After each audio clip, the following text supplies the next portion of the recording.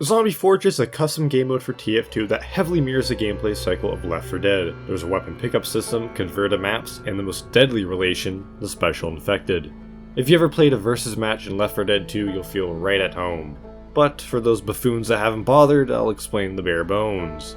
There are two teams, survivors and zombies. Survivors have the simple task of surviving. Most maps simply require you to capture all points in a linear progression, but some shake it up a bit by needing you to beat a boss or collect gas cans. To do this, you'll need guns.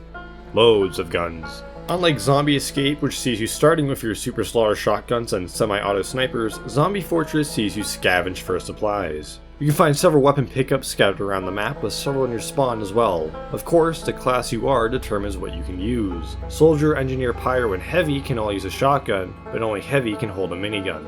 One measly minor mechanic the game never makes any mention of is the morale mechanic. As I'm writing this script, the morale mechanic is a hidden counter which slowly increases when killing or getting kill assists on zombies, slowly decreasing over time as well. The effects of morale are a mystery to most, but some of its effects are increased HP regen, increased damage, and damage reduction. Another way to max out your morale is being the last human survivor, granting you full morale, mini crits, and a little bit of overheal. To sum up, survivors need to survive, scavenge for supplies, and shoot all sons of bitches. Zombies, on the other hand, want to maim, murder, massacre, mutilate, and mess up the masses. All normal zombies have access to a rage ability activated by hitting E. This rage ability simply gives a zombie extra health, even going into overheal if used at full HP, making it useful for a forward push and can be used multiple times after a 30-second cooldown. Zombie health also slowly regenerates over time, gaining more health back a second the healthier they are, and less the more damage. If you're in an advantageous angle for an ambush but took some chip damage, it could be worth it to use your rage to quickly bring you closer to full HP, allowing the regen to do the rest. Most of the time, zombies are more of a hassle than a hazard, hardly hurting. However, when zombies go into a frenzy, there's a whole heap of hurt. Whenever the survivors progress far enough into a map, typically when they reach a control point, zombies will instantly respawn, allowing for a rapid rampage of rage. One scrawny scout slapping you may seem stupid, but you'll succumb to a swarm of several. Aside from the normal 9 zombies, there's also 9 special infected zombies, taking on a form and role similar to their sister series Left 4 Dead. These zombies don't have access to the health restore, but they do have their own other unique abilities which we'll go over in due time. But let's get this tier list underway, starting with sorting survivors.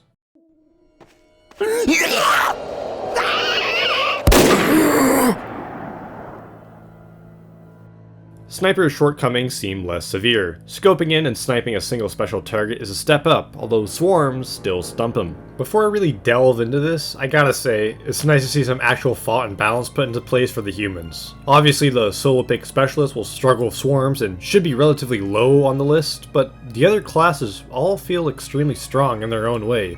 Even Sniper does. Sniper's biggest strength is his superior range. Being able to pick off zombies before they get close is a godsend, especially when fighting extremely dangerous ones like the tank, spitter, or boomer. Of course, in close range and against several zombies, his survivability sinks severely. This isn't just due to how underwhelming the offensive capabilities of the SMG are, but also his exclusive weapon choices. As mentioned briefly before, weapons spawn in randomly, meaning you could get lucky and have a sniper rifle and SMG spawn in, but what often happens is a passive item like the Razorback, Cozy Camper, or Darwin's Danger Shield spawns in, and you'll end up going through the map with nothing else but his melee. And that's another issue with Sniper. His melees are all mediocre or make me miserable. You have the option of using the stock kukri or the Bushwhacka. The Bushwhack is generally superior if you have Girardi or even manage to become the last survivor, tearing through Troves, but if you can't find any weapon, you're stuck with a 20% damage increase, decreasing your already dwindled survivability. Even if Lady Luck is laughing along with you, the map layout might not be super suited for sitting back and sniping, being close quarter hallways and corridors rather than open fields. As the weapons are randomized, I don't want to divulge and distract too much time into them, but I'll gloss over what weapons work well and what don't if you do come across them. The stock sniper rifle is undeniably the safest and second strongest selection you should make. No upsides and no downsides. The Sydney Sleeper could be useful against targets like tanks, coating them in Girardi and allowing teammates to follow through, but it's such a niche use that could be done better with normal Girardi. The Machina is a gamble of a gun. You grab it if you got a good team to guard you, or an SMG to deal with close range swarms, as the ability to hip fire will screw you over greatly. That being said, it's the exception to the tight corridors con, being able to clear them out with a clean charged shot. The bizarre bargain is only a bargain if you get it early on and can actually capitalize on its bonus. If you're halfway through a map, I wouldn't bother with it. The longer charge rate with shorter zombie respawn waves means you'll soon join them. The Hitman's Heatmaker is a surprisingly strong sniper though. It functions as a softer Machina, I find, allowing for quick eliminations with the help from a team. The Huntsman is an odd choice that I wouldn't take unless there was nothing else. Sniper's strength comes from taking out targets before they trudge on over. If you're really gonna reduce the range of him, just play another class. The classic, don't. Like, ever. This is the most common sniper rifle that appears, and it's never a good idea to pick it up. Even though I discussed the Huntsman not working, it's still slightly stronger than the classic though. Never pick it up unless you have to. Both SMGs are pretty standard, not much to say. Girardi, on the other hand, is an insanely powerful tool though and should be grabbed a majority of the time. All the backpacks are situational, with the Darwins and Razorback only being useful against zombie pyros and spies. Two zombie classes that need support or a swarm to kill anything. The Cozy Camper, on the other hand, does get a slight bonus since it does passively increase your health regen even more. Certainly not useful in a fight, but out of it? Sure, why not?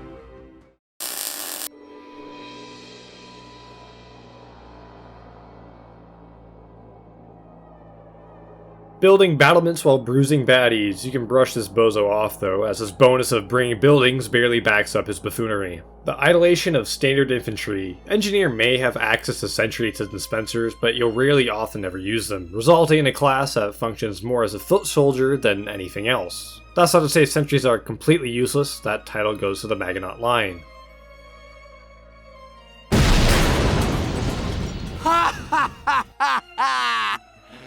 They do shoot at zombies after all, but their low health, firing rate, lack of mobility, and setup time makes them better suited for softening up someone, meaning you'll be supporting your sentry rather than the sentry supporting you. Combine that with the fact most maps require you to walk point to point, and you'll come to the realization it's a lot safer and smarter to abandon your sentry son than to watch him grow up. Not like they would grow up with you anyways. Sentries are stuck at being level 1. You can't upgrade them, nor can you even refill their ammo. Hitting them, much like actual kids, does nothing. You have to destroy them instead, and then rebuild them to get use out of them again, much like actual kids yet again. Dispensers, on the other hand, are complete liars and should just be sued for false advertisement. They don't dispense metal, ammo, health, or justice. It's an injustice. All the dispenser does is act as a really shitty wall enemies can crouch jump over. On certain maps with tight corridors and such, sure, the dispenser can slow down and act as a barrier, blocking zombies, but that only works for a few short seconds. Teleporters also don't exist in this game mode for obvious reasons. Of course, the benefit of Engineer is that his buildings can do the bare minimum while he does the maximum. But his maximum is like Scout's minimum. His lack of mobility and firepower means he's forced to stay with his buildings to maximize his survivability, finishing off enemies weakened by his sentry with a shotgun shot to the skull.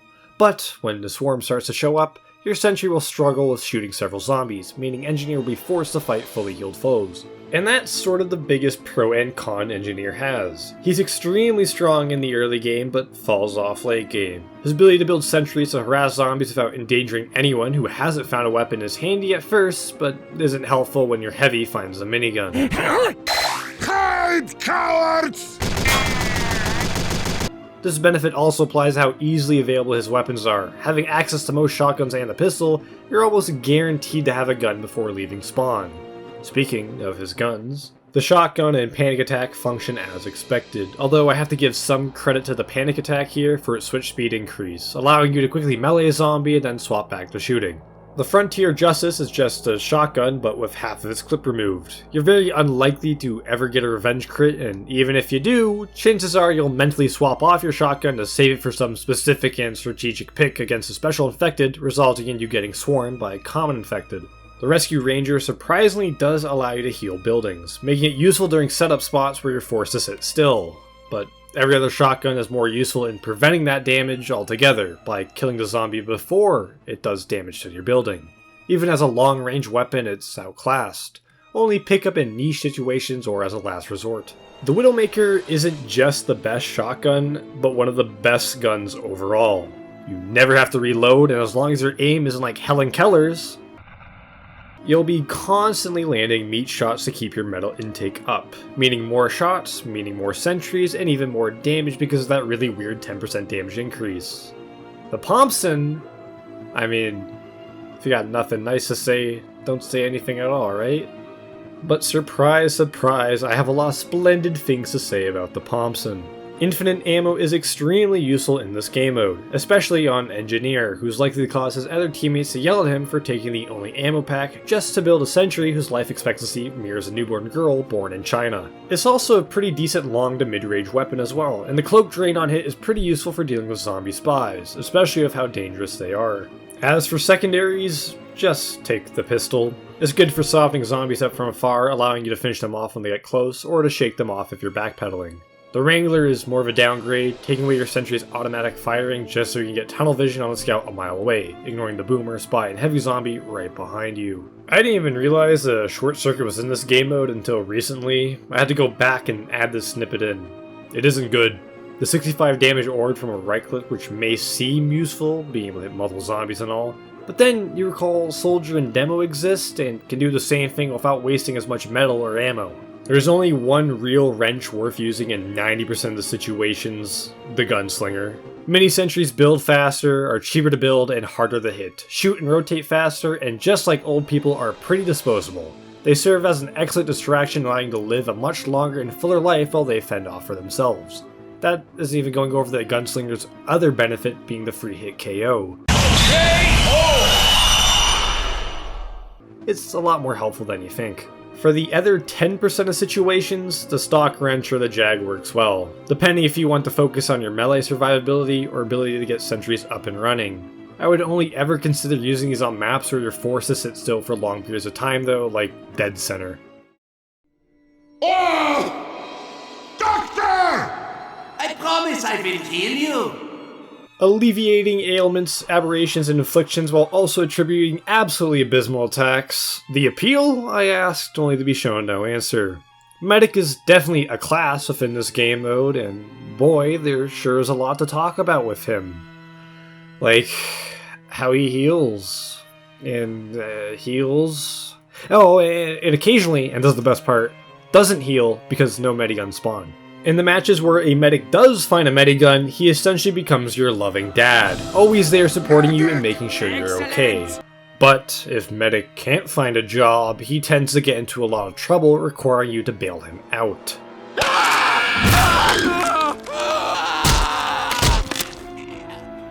Don't get me wrong though, medic's supportive capabilities have saved me from losing a limb lots of times. Being able to keep more people alive means fewer zombies to fight after all, and the occasional uber or crits helps in those especially dire moments when a tank shows up. It's just mwah. And a team can essentially become immortal if you have one medic with the Crusader's crossbow, assuming you can never find one. Leading into the issue of medic and drugs. When you're up and high, you're essentially a god, but on the down low, it's a brutal, pathetic show. Medic has some real game-changing weapons, but the chances of them dropping are astronomically low. Other classes can manage not having the tools of their trade, but not Medic. Speaking of, we have the stock Medigun, the Crit Streak, and the Quick Fix. All these are amazing, each with their own pros and cons. I'd say the Quick Fix is the most niche. Being able to heal people up quick is nice and dandy during a flesh feeding frenzy, but its diminished overheal becomes a real problem when dealing with the special infected and during downtime. It's meant to keep groups of people alive, but is weaker when in larger groups because there's less damage being taken. Stock and the Crit Screed are old reliable.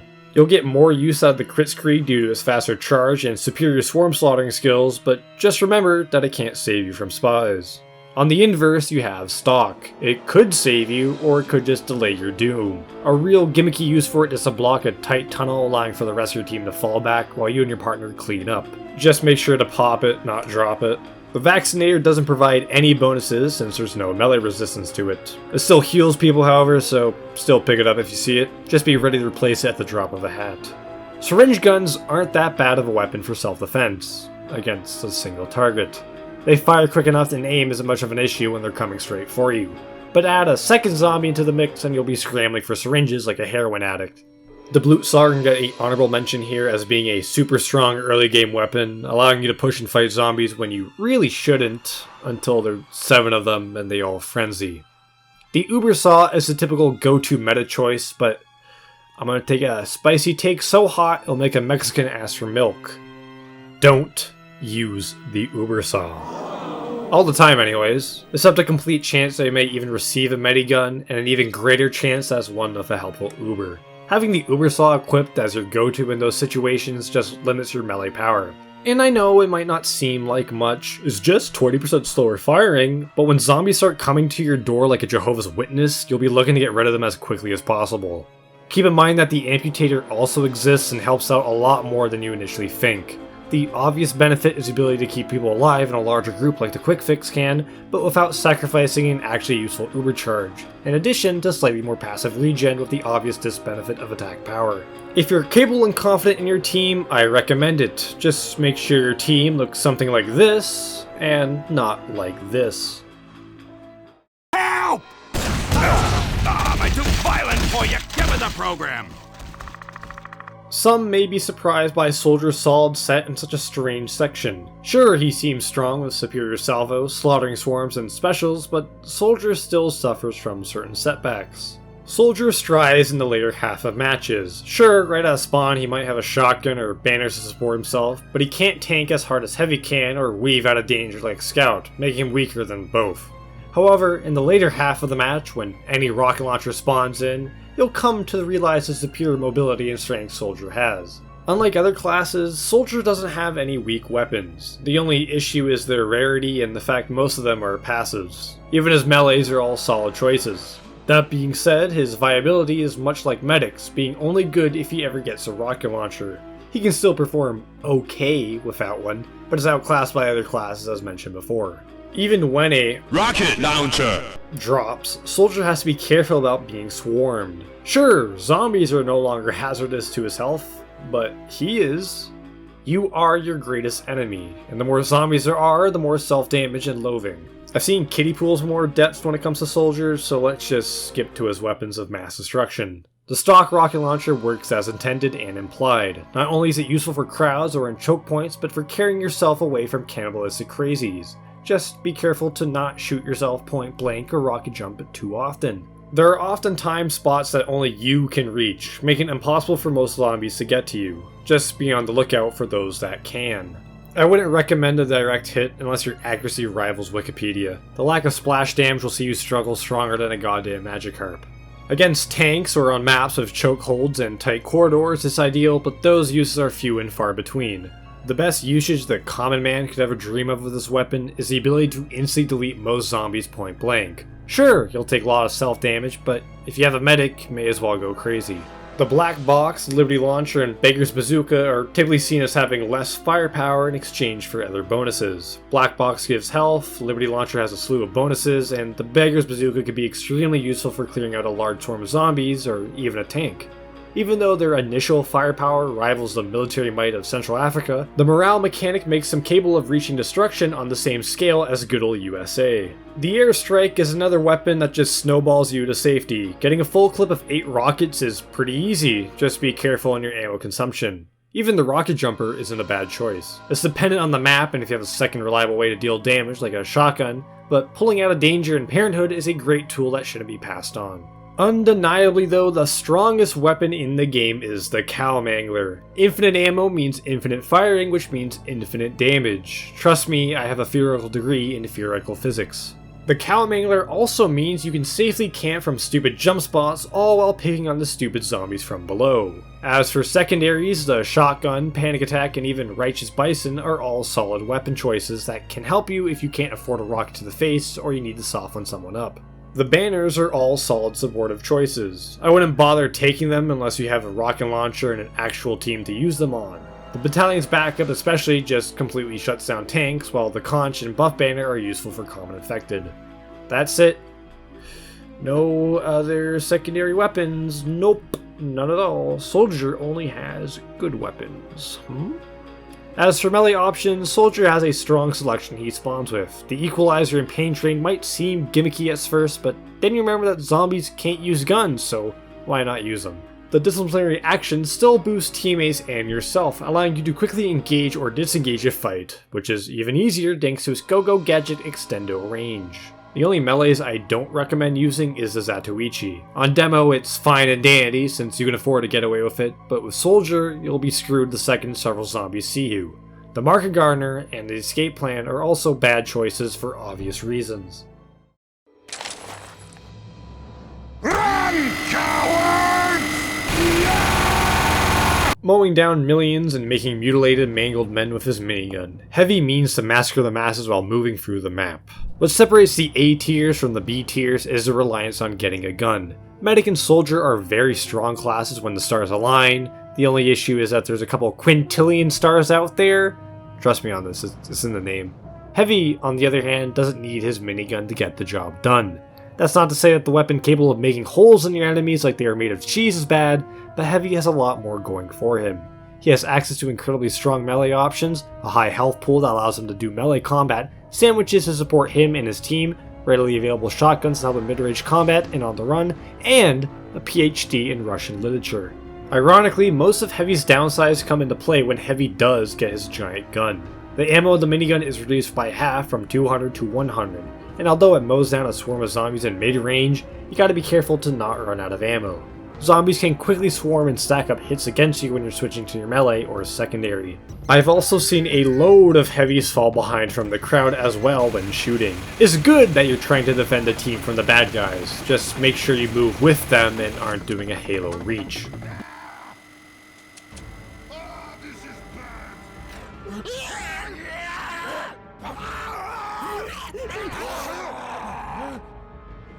In most maps, when there are only a few remaining survivors, it's also a near-death sentence to try and spin up your minigun. Sure, the common infected will start to pile up and slap you, but the special infected will also have it out for you. Spitters, smokers, jockeys, and especially hunters will be the bane of your existence if you get caught out even during the early minutes of the match. Let's take a look at the armory. Miniguns. All of them. They're all extremely powerful. Even Natasha, the weakest one, hurts harder than this image. Fuck, oh crap, there goes my sub count. Shotguns are super guns that help you chip away health, allowing for a knockout punch, or for when you can't afford to rev the gun when you're caught by surprise, or on the run to the next point. I would take them over a sandwich in like 90% of scenarios. Sandwiches are just too risky to use the majority of the time. They're good for keeping your team alive, but not so much for you due to how long it takes to chew your food apparently. Ironically, you'll often find sandwich heavies choking as soon as the zombies start piling up. If you're confident in your team, feel free to use them. Most of Heavy's melees are garbage. The chance you may never come across a shotgun, although slim, is still present, so being forced to deal with the health drain from the GRU and eviction notice isn't ideal, nor is the increased damage from the Fists of Steel. That being said, a KGB or Warrior Spirit Heavy often becomes impossible to kill without the help and coordination of several special infected. In the case of the Warrior Spirit, I've had 20-minute games run out of time simply because the Heavy could just one-shot any zombie and heal any damage dealt to him. Scrumpy here. Amassing an army the size of Argentina, Demo acts as an army, attacking with angry and abusive alcoholism at anyone, anytime, anywhere. Demo takes a tad bit more skill to pull off surviving when compared to Heavy. Stickies and grenades do a lot more damage and clear crowds quicker, but they're risky to use as zombies start getting close. The ability to set up traps on zombie spawns also means you can lock it down tighter than a Catholic nun's chastity belt, preventing the swarm from even forming. Sticky traps are also great at taking out tanks and comboing other special infected thanks to their range and knockback. Worried about there being too many flanks? You can place a couple stickies and draw your attention elsewhere, keeping an eye out for the flankers. And then, we have Demo Knight. Take everything I said about Heavy using his melee. High damage, health back on kill, and high health, but add insane mobility and range. A Demo Knight, much like a Heavy with the Warrior Spirit, can very quickly become a god in your game, one-shotting zombies, getting health back, and then running away like you left the oven on. Demo may have exclusive weapons that aren't shared with other classes, but the sheer amount and variety of them means he can freely change between dealing with crowds with the Sticky Bomb launcher or dealing with them head-on as Demo Knight. You'll rarely ever feel like swapping out your dedicated weapon choice unless an obvious upgrade shows up, but For demo, he can respond to what the situation calls for. The Iron Bomber and Stock Launcher are preference picks, even though the correct preference is the Iron Bomber. The lock and load is decent enough at dealing with zombie engineers and other special infected, plus if everyone groups up together, it's kinda hard to miss. Still, not a super good weapon. The loose cannon, I'm gonna be honest, I can't recall if this thing shows up in the fucking game. I don't got it anywhere in my notes. If it is in the game, it's gotta be really good since it essentially prevents any tank from reaching you while still dealing tons of damage, making me think it doesn't spawn at all for that sole reason of soft locking and stunning people. I've already gone over in extensive detail the destruction the Sticky Bomb Launcher can cause. The Quickie Bomb Launcher works really well for comboing solo targets to death, but struggles in swarms, while the Scavenge Resistance needs some obvious setup. Not super good at maps with constant movement or when you're pushing against the zombies, but on the defense, it can become as broken as my marriage. Hilariously, the Sticky Jumper can also spawn. Wouldn't recommend picking it up over a shield, but sure.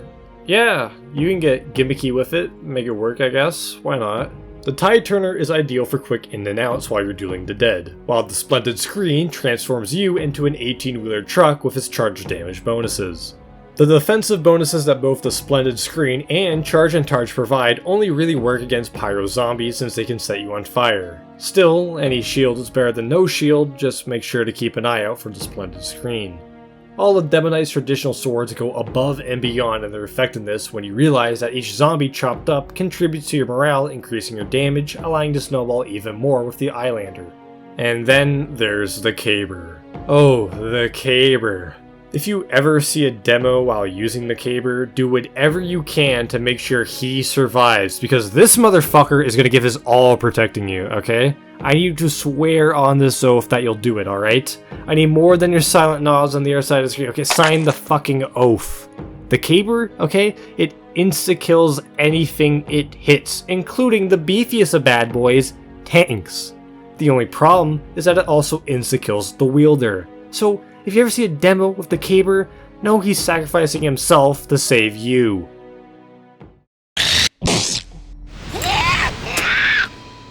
But of course. Sneaking through the streets silently, only to show up and stab smokers, spitters, and screamers in the spine, just to slink off when the swarm spots him. Spy starts the game with his strongest tools already on him: a knife, the disguise kit, and an invis watch. Finding a revolver or even a sapper is just a nice bonus and isn't even needed for Spy to work in this game mode. Being able to reposition without anyone knowing your location means you can freely flank zombies from behind without worry, making Spy an exceptional special infected killer, especially on those backline classes like spitters and smokers who try to avoid being in a direct line of fire. You just have to be cautious of zombies spawning behind you when you go into the kill. If you're a trick sap god, 1 or 2 zombies rushing you shouldn't be an issue, but a whole horde means there will be hell to pay. Thankfully, you can just freely go invis and run away, like the Frenchman you are. Getting a revolver helps you deal with those few zombies that manage to get a glimpse of you, popping a cap into them and then shanking them if they still press on. You can also pick up sappers. They're only useful for dealing with zombie engineers who are in tricky spots that the rest of your team can't push into though. Spy's only true downside is dealing with swarms of zombies. If he gets caught by several zombies and trapped, there's little chance of him escaping, unless hit detection and face stabs start happening. Of course, this only happens when the Spy himself either gets too cocky, sitting right outside a massive zombie spawn wave, or when he isn't paying attention. A last survivor Spy doesn't have the firepower to win the game by capping points, but he does have the survivability to run the clock if played correctly.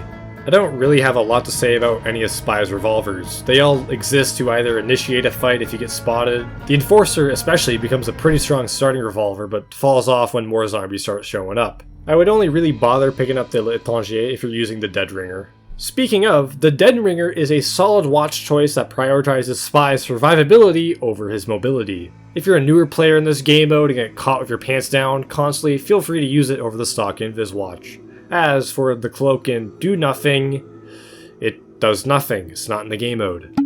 The Ure is a weird knife that does work pretty well. Most zombies don't spy check, as they just sort of expect the spy to drop the disguise and shoot them or cloak away as they get close, and as a result, you only really have to worry about the person you just backstabbed. Hopefully they don't tell anyone about your disguise.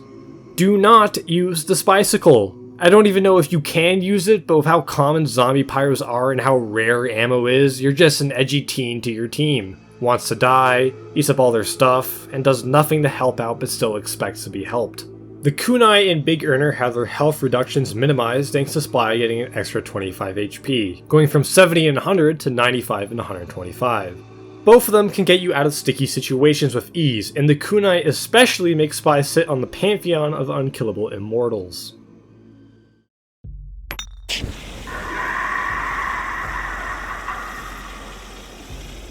Fighting foes with flames and flares, few can face the full frontal fury and firepower. Even flankers can't fend for themselves, falling and failing. Pyro is just a beast. Swarms get scorched trying to face him, and even tankier zombies like heavies, chargers, or tanks still get melted by flare combos. His health pool is on the lighter side, but it's still enough to allow Pyro to be an effective early game melee user, especially when Pyro zombies pose no threat to you thanks to your afterburn immunity. The chances of getting either a shotgun or flare gun are really high, and being able to string together shotgun shots into a melee swing or flares into more flares alone makes Pyro an extremely dangerous target without even going into the pure power his primaries provide. Pyro also has the Gas Passer, which is one of the strongest weapons in the game. Don't laugh, I'm being serious. It doesn't need ammo, affects an entire area and groups of enemies including zombie pyros, and it has Explode on Ignite, insta-killing lighter zombie classes like scouts or spies. All of Pyro's flamethrowers are exceptional tools at reducing zombies to a pile of ash or for pushing back dangerous ones with air blasts, saving yourself and your team. The Degreaser leans more into combos, increasing your ability to deal damage with flares or your melee, while the Flog just destroys anything it comes into contact with. If you are a zombie and see a Flog Pyro, just give up. You won't be able to kill him without the help of a special infected, and you'll only be giving him free oomph. I wouldn't recommend picking up the back burner unless the map allows you to flank behind the zombie spawn point. If zombies are pursuing you rather than running into you, it isn't worth it. The Dragon's Fury is a lot like the Flog in its ability to completely decimate and destroy anything it comes into contact with, but at all times, not just while under the effects of oomph. And it still has air blasts. I'd argue it's the strongest flamethrower. I've already mentioned how useful shotguns are on several classes already, and their use and ability haven't changed on Pyro at all. The stock flare gun works for picking off beefier targets thanks to its crits on burning players, works wonders in the early game, but you'll feel it struggle in closed off areas or later in matches if you can't keep your distance. The detonator and scorch shot, however, do everything the flare gun can, but to a group. The scorch shot especially makes it extremely easy to stun someone into a melee hit or whittling down larger groups, while the detonator allows you to quickly jump away like a wee bunny if needed. Honorable mention to the Man Melter, which is great for dealing with 1 or 2 zombies early on and doesn't use ammo. An extremely good weapon to leave spawn with, but falls off a cliff fast. The Thermal Thruster can also spawn, but I've never ever contemplated picking it up.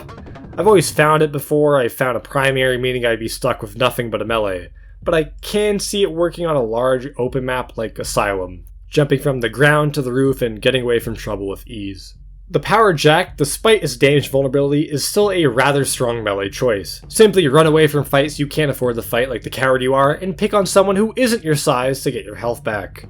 The Neon Annihilator is borderline broken on some maps. A couple of Zombie Fortress maps take place in sewers or flooded buildings, and there'll just be a sea of pyro sharks.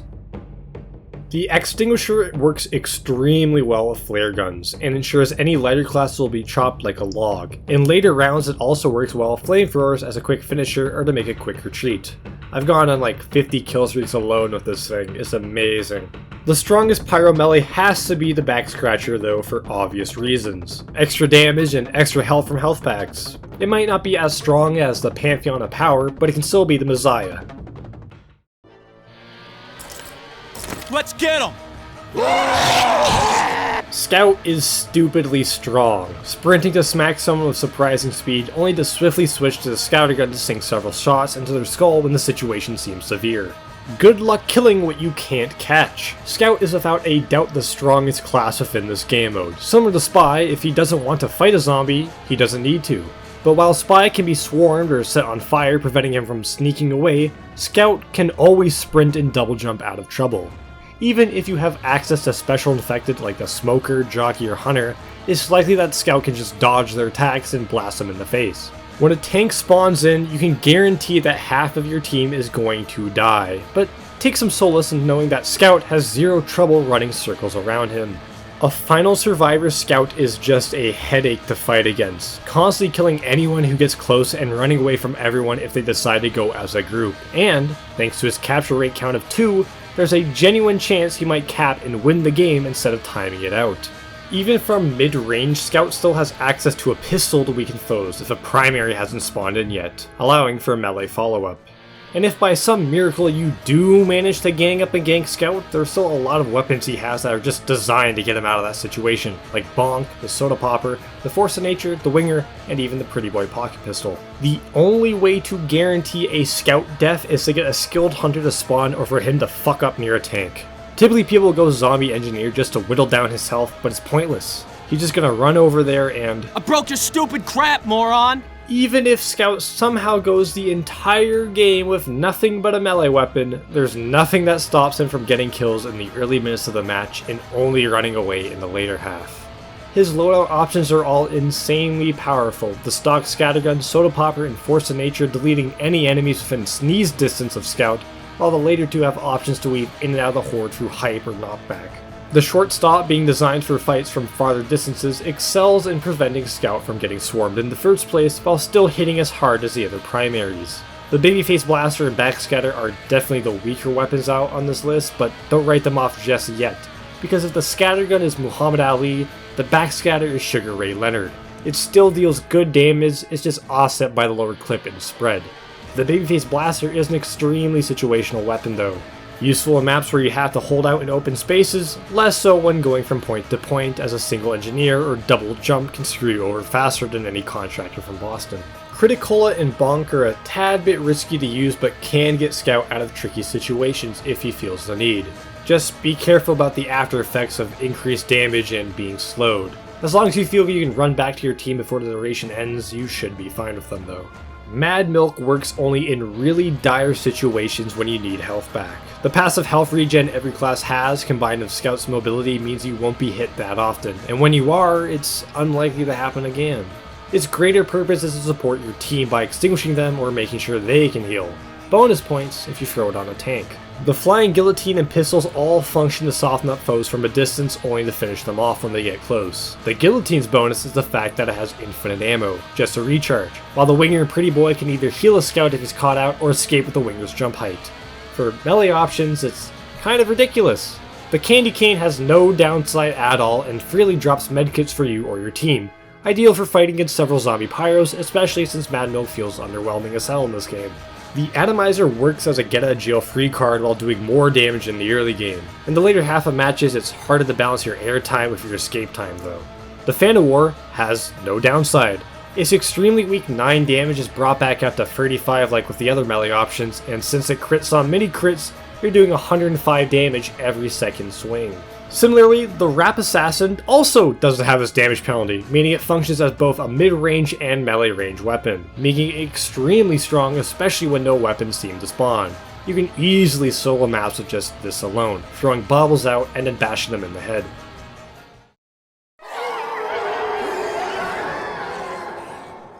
Now to go into detail about the dead. As mentioned before, all common infected have the same basic ability of gaining extra health when calling for a medic. The only thing that truly changes is what weapons they spawn with and their overall role in the game. Special infected spawn at random intervals and replace whatever common zombie you would have spawned in as. Hitting E with them activates your unique ability. Zombies can be nicely split up into 3 parts: solo, swarm, or support. Solo zombies are like the tank, heavy, or demo. These guys hit hard and have little difficulty in killing other humans, only requiring some support to reach them in the first place. Swarm zombies like Scout, Pyro, and the Jockey are weak but can quickly cause troubles in large numbers, through damage over time or screwing your movement. They work best as a distraction for solo zombies, distracting people and weakening them up, allowing the beefier boys to do their work. Support zombies like Spy, Medic, and the Screamer are extremely weak offensively and defensively, but boost the powers and abilities of other zombies, allowing them to get kills even faster. It's good to try and have a nice balance between zombie classes, especially early on in matches when there are only a couple of zombies and lots of humans. Brains! Oh. Soldier sucks. Sure, he's slightly sturdier than some, but he's super slow and struggles to strike anyone. Never pick Soldier as a zombie. Even if you view him as a pseudo-heavy, he still isn't that good. Just commit to going heavy if you wanted a slow but tanky zombie. Not to mention that Soldier is one of the weakest zombies offensively thanks to carrying around the equalizer. The first hit is always the most important, and being so low on HP that being looked at would kill you just doesn't work either.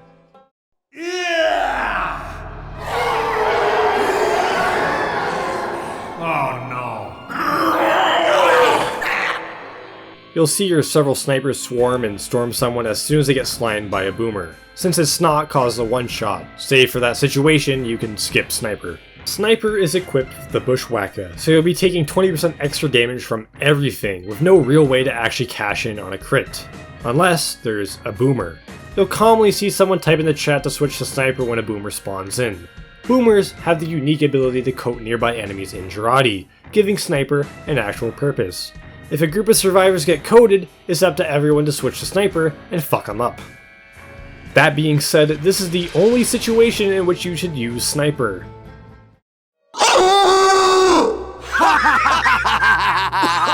The Charger charges quite callously and caring not for caution, casually creating chaos for a couple seconds before croaking.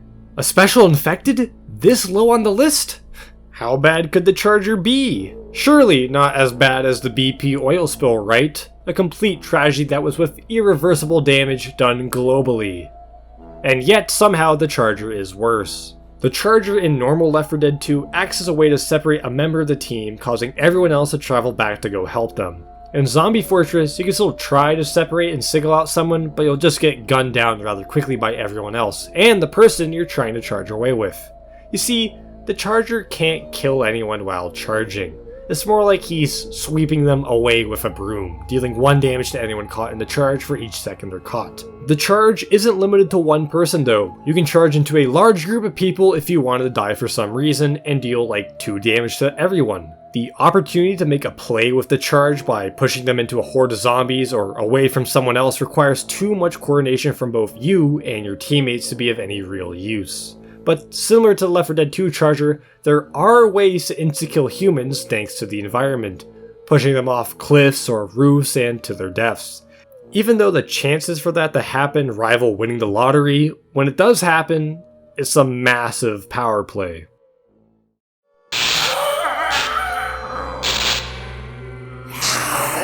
Harassing humans with a handful of hollow points and hoisting around a healthcare station. He isn't super helpful, but hey, zombie engineers are only really ever used when there's one human remaining and they're camping in a single spot or being a general annoyance. Being equipped with the gunslinger means that they can quickly place down that mini sentry to slowly pressure that person into a panic.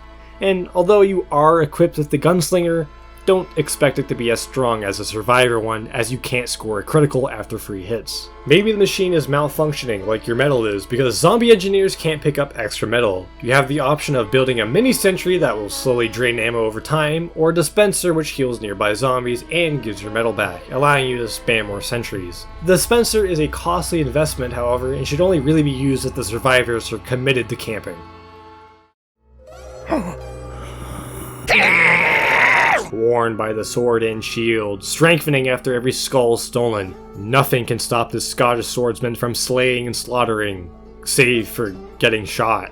Zombie demos benefit from surviving and staying alive to allow them to snowball out of control. Being equipped with the Eyelander means that they have increased range and gain increased stats per kill.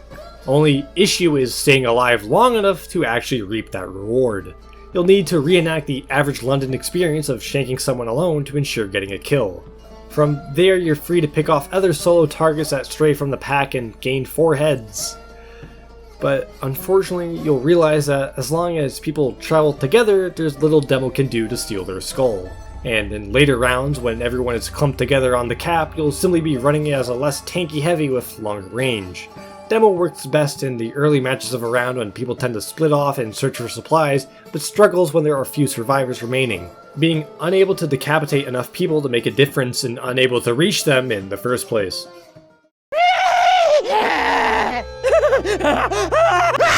The Jockey hops around, hoping to land on heads, making the hurt helpless by haphazardly help them move.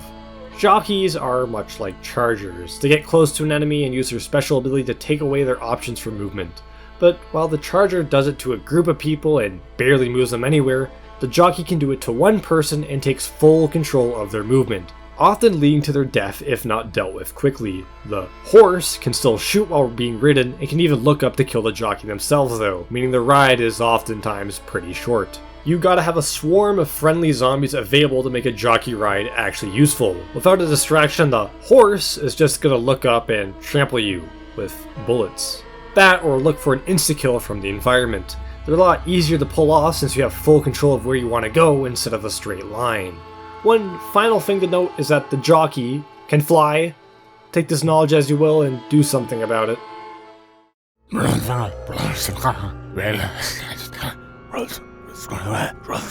The Screamer supports Sundered Souls by screaming, I suppose, seeming to soften the shells and shots served to him and others.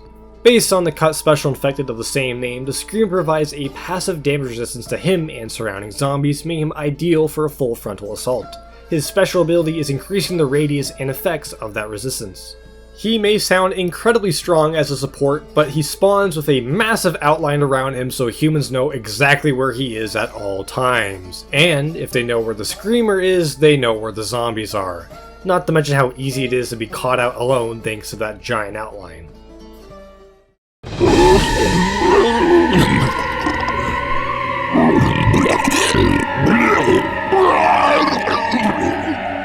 Barfing up bile onto the bad guys while blowing himself up during the battle.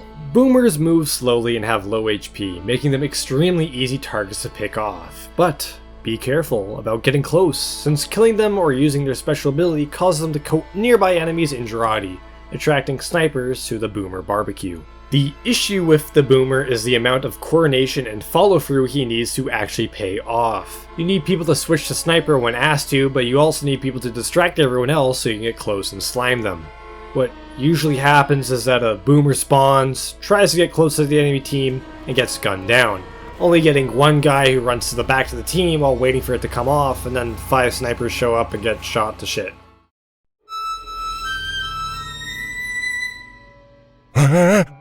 Huddled away and hastily healing while incapable of harm. If you find healing appealing, then here you go. Medic zombies are pretty cut and dry. They're meant to be close to the combat but not in direct line of sight of the enemy, healing with their amputators so the zombie horde can breach the defenses of the Doom. Only issue is open maps don't really allow a medic to get close without getting shot at, and in the early minutes of a match you'll want everyone focused on infecting others, not buffing the one other zombie you have. It's a situational choice, but when the situation arises, a zombie medic can cause chaos.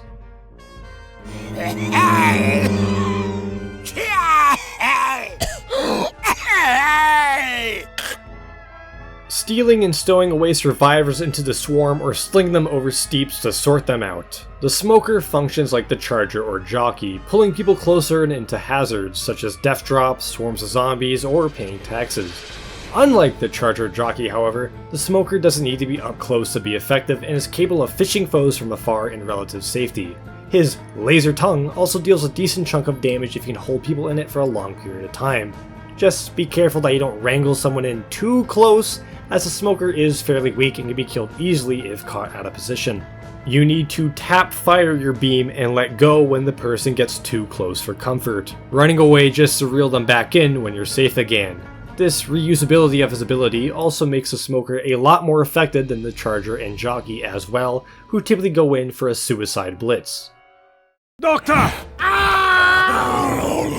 Being the highlight hero for zombies, Heavy hits hard and his high health makes him a hardy hassle for humans to hurt. Heavy should be your go-to zombie in most situations. In the early minutes of the match, his high health ensures you can take out humans who stray a bit too far from the group, and in the later half, when they start grouping together closer on caps, means you can still get close enough to soften them up a bit, allowing for continuous assaults. The only real downside is that movement speed, requiring some support for sieging people straight on. People can easily backpedal away from Heavy or shoot him before he gets close, meaning either zombie medics or zombie scouts are needed to help Heavy out.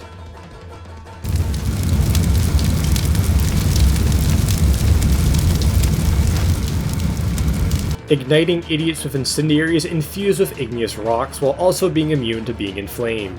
Pyros aren't that strong. I mean, they have slightly above average health, so they're alright at getting close to enemies and hitting them, but they're equipped with a volcano fragment that has an increased damage penalty. Instead of the normal 20%, it's 30%. The appeal, however, is the afterburn. Boy oh boy, there's nothing that causes panic and chaos more than being set on fire. Even if the direct damage isn't that strong, the damage over time combined with the lack of health kits makes Pyro ideal at whittling down survivors' HP for a demo or heavy to come clean up.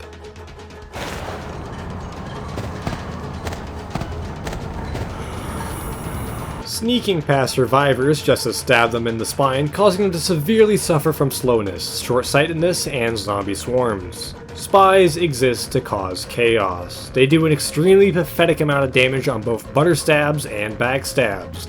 His damage is equal to the amount of how many good Die Hard movies there are. 3. Being backstabbed is extremely dangerous though.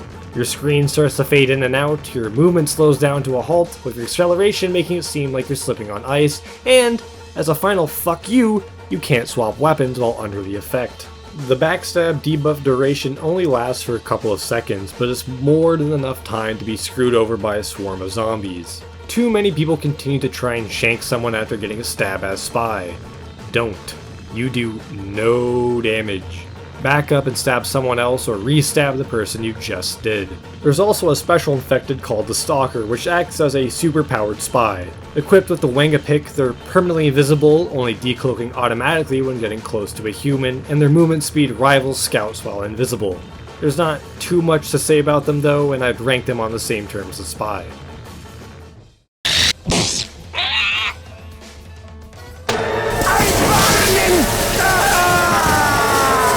Sectioning off spots with spit every 7 seconds to subvert survivors and slow their search, the Spitter is a super strong support special infected. The Spitter, much like the Smoker, is the only other ranged special infected in the game, meaning you're meant to snipe spit from the back far away from danger. The longer you're alive, the more spit you can throw down and the more damage you can do. Spitters can become extremely dangerous for humans if they throw their acidic attack in closed rooms or on the control point. This spit does a lot of damage in a quick period of time and can kill humans if they refuse to get a move on. Of course, most people have legs and will walk out of the area. Hopefully, you'll have zombie teammates capable of following through with the damage you created. Try to stay at a distance away from the survivors. Spitters may be powerful in locking down sections of the map and pressuring people off them, but the Spitter alone is incredibly weak and easy to rush down.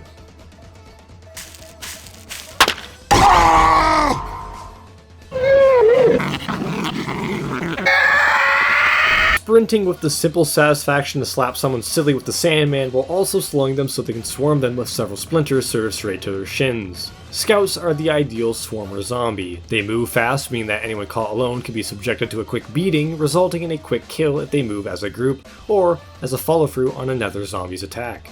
The Sandman especially helps with singling out targets and separating them, slowly but surely, from safety as well. Not to mention it's a free range hit that Scout can spam from safety. Scout is a solid choice for whatever stage of the game you're in. The early game means you can chase after weaker foes and secure a kill. Even if you die, you can rush over to ensure they aren't regenning all their health. Late in the game, you work as either a distraction for the big boys or as the cleanup crew, killing those barely crawling along. I don't even have any alliteration to say here. The tank just destroys anything and everything it comes into contact with. Tanks spawn only under special circumstances, typically when the survivors reach a certain point of the map. Tanks don't have any special abilities, but it's not like they need them since they have a massive health pool, move surprisingly fast, and have crits. As a tank, your job is to kill. No mercy. Men, women, non-binary people, kids, especially kids, kill them all. Don't think about prioritizing anyone like a medic, just kill. Why the rush, you may ask? Well, although the tank has a massive health pool and fighting him seems like it could take forever, his health actually will start to drain incredibly quickly a minute after spawning in. The health drain can be reversed with the help of a couple amputator medics to keep him healthy, however. So, kill quick and kill plenty. The apex predator prowls for prey by perching up on power lines, pouncing on poor passerby and placing them in purgatory. Nothing instills more fear into the hearts of men than hearing this scream. People panic and cower when they realize a hunter has spawned in and prioritize him over all other zombies. You know how the Jockey, Charger, and Smoker can incapacitate people in normal Left 4 Dead 2, meaning they need a teammate to come help them? They oddly took that out in Zombie Fortress. Except for the Hunter. The Hunter, when pouncing on a person, makes them at their complete mercy, stunning them and making them unable to move. There is a duration on how long the stun lasts, but unless you pounce on an overhealed heavy, I wouldn't worry about anyone getting away from your grasp. Even in that rare case, other zombies can still help out and wail on the poor bastard as well, and if you're still alive, you can do it again and kill someone else. The Hunter is the most powerful zombie out there, and you have to do your best to pick off people who stray away from the pack. Pouncing someone in front of the entire team is just going to result in you getting killed. But jump someone in the back alley and you'll never see him again. The longer a hunter lives, the more lives he can end shorter. Oh Christ, it's like sitting through The Irishman, but actually good. This script is currently 49 pages long, so with that much length I hope you've learned not just about this game mode, but also its meta. What works, what doesn't, and how not to be Left 4 Dead. This game mode gets updated constantly too, by the way, especially the Special Infected, receiving buffs and balance changes every week it feels like, so there's a solid chance this video will be out of date the moment it goes up. Tad bit depressing to think about that. A lot of work put into that, probably just washed and wasted away. Sure would be nice if people showed their support for it by joining the Discord, Patreon, or even commenting their thoughts and experiences about the game. Subbing and stuff helps, but I'm not going to guilt you into it. That's all I have left to say about this. Oh, one more thing. Fuck Stuart Little. Aw, shit. Get your guns ready. It's about to go down. Every zombie in the place hit the fucking floor, but stay on your motherfucking toes. We run in this. Let's go. Fucking kill me. I can't believe I agreed to this. I'm on the Reese. I'm on the Reese. Everybody look at me because I'm pissing on a zombie. I'm on the Reese. I'm on the Reese's. Take a good hard look at the motherfucking map. I'm not bleeping, I can swear, I'm an adult. I'm on the Reese, motherfucker. Take a look at me. Straight flying through the air on a teleporter. That doesn't even rhyme. Busting 10 zombs a sec, reaching at my leg. Also, just can't stop me, motherfucker, because I'm on some jug. Take a trip, I'm on the Reese, bitch. We drinking some double tap because it's so crisp. This doesn't rhyme at all. What the fuck? I got my ray gun and I got my Wonder Waffies. This one, alright, this, oh Christ, ruined. I'm not feeling it anymore. This is real as it gets. I'm Darius, mother. Don't you ever forget. I'm on a telly. It's going real fast. Zombie reaching for my leg, man. I'm the king of the Reich on a map like Jay. If you are no Numa, then you sure not me.